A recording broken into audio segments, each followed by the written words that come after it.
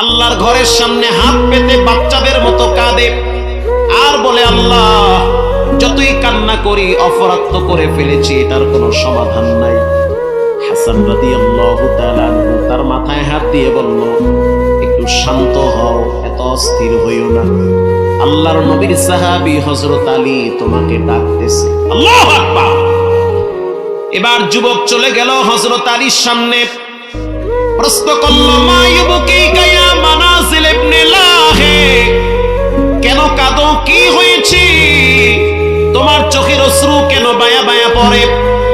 মানাজিল ইবনে লাহে বলেন, আমি এক সময় মদ পান করতাম, মদ পান করে যখন ঘরে আসতাম তখন আমার আব্বা আমারে বুঝাইতো, যখন বুঝাইতো তখন আমি আমার আব্বার চোখের দিকে তাকায়া গরম মেজাজে কথা বলতাম, কখনো কখনো বাবার শরীরে হাত দিতাম। ঘটনাক্রমে আমার বাবা প্রতিদিন আমাকে বুঝাইতো আর বলতো, সন্তান, আল্লাহর রাসূল বলেছে মা বাবাকে যারা কষ্ট দেয় তারা যেন আল্লাহরে কষ্ট দেয়।